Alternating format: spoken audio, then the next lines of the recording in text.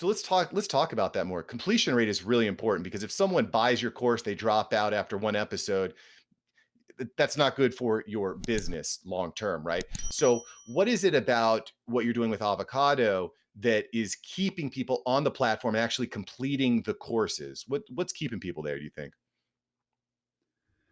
It's the medium to some extent, and then the way courses are produced. So we want to be inspiring as well as just educational.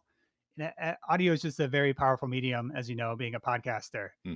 And so we have the spoken word has been around for like 100,000 years. The written word has only been around for 5,000 years. And then screens have only been around for 100 years. So to me, we're just going back to our roots. And I think it's just a weird moment in time where we're staring at screens too much. Sure.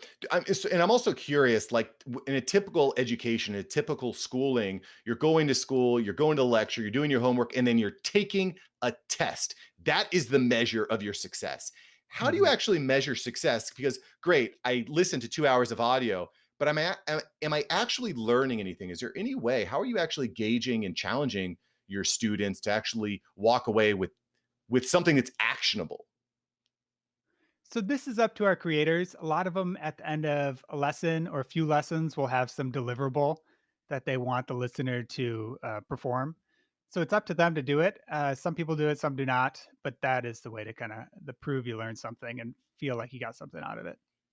Yeah, I think that's important because I can listen to a again hour long Mulligan Brothers YouTube video that's very inspirational. I feel fired up, and then by the time I actually Yeah. get to the office, or by the time I'm actually ready to execute, I'm like, I lost that. So to me, I think that's the biggest challenge that we have in education is not only teaching something that's valuable, but like you said, make sure that the completion rate actually translates into specific learning. That's something I really try to do on this show is try to give people something they can walk away saying, okay, there are two tips that I can walk away from this and I can actually execute. I can actually bring to my business. I'm curious on your side, Colin, how did you get to where you're at today as far as education goes? You have college degree? Do you do like what's your platform for continuous learning? So I went to undergraduate. I went to McAllister College in Minnesota. I was pretty anti grad school, and then I started the podcast. And most of the top entrepreneurs and venture capitalists in Chicago went to Booth or Kellogg. And so I held out as long as I could, and then I eventually caved, and I ended up going to Booth and graduated last year. I think it was worthwhile. I'm happy where I ended up. And then continuous learning. I do a lot of voice to text, so I read a lot of very long blog posts. You swipe down on your phone, and you get the voice Alex in your ear. So I do a lot of hacks around like what I wish audio learning existed, and then I naturally started Avocado Audio to feel like what I should exist in the world. Very cool. And you're actually a co-founder of Avocado Audio. It's not just your sole platform. I'm wondering, what did you look for and how did you link up with your partner or partners in this project? So Brent Sanders is my co-founder. He's a tech and product guy. We work together at Builders VC. So it's a $200 million early stage fund split between Chicago and San Francisco. So we also acted as a startup studio. So once or twice a year, we'd spin up new companies and we'd always be testing different ideas. I don't think either of us ever intended to found a company together, but we would be noodling ideas and getting lunch like once a week at least and talking every morning about different approaches. And it just kind of happened that we were both passionate about this idea. He actually went to school for music. He's a self-taught programmer, and I've always been in podcasting. So it's just a natural fit. We have very complementary skill sets. That's pretty cool. And I was interviewing another founder the other day, and he said the most important thing is having that vision for your project with your co-founder. I think I think that's an important thing because the last thing you want to do is get into a project and you're both going in different directions. You gotta stay aligned. Super, super important. So, what about challenges? What's been the greatest challenge for you? You're building out kind of an innovative new idea, audio learning, right? Solely audio. What's been the biggest challenge for you throughout this process? So it's a flywheel. So it's really hard to get these kind of marketplaces off the ground. So you need supply initially, and then you need demand, and then you mostly focus on demand going forward. And then as demand increases, you could do more payouts to the suppliers, to the rest of the marketplace. So just getting that, balancing both sides and keeping pushing that forward has just been a lot of work.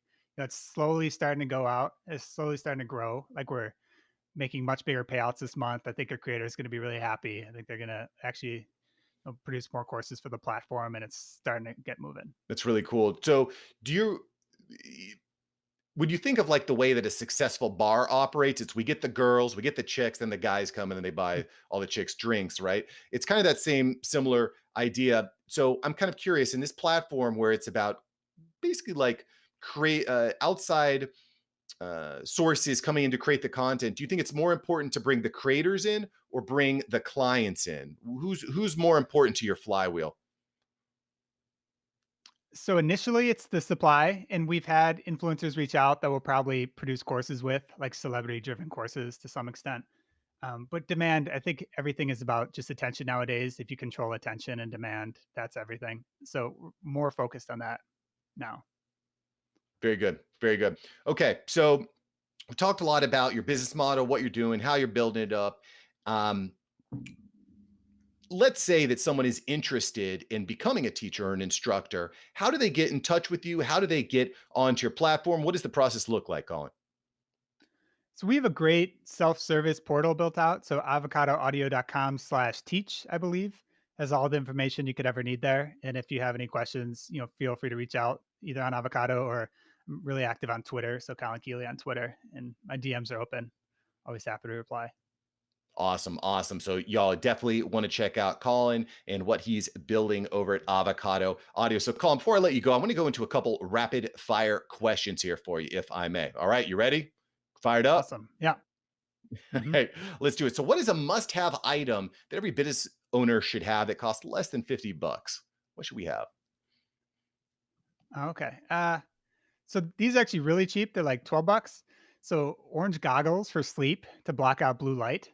So I think any business owner, you just end up staring at the screen way too late into the night and it really messes with your sleep.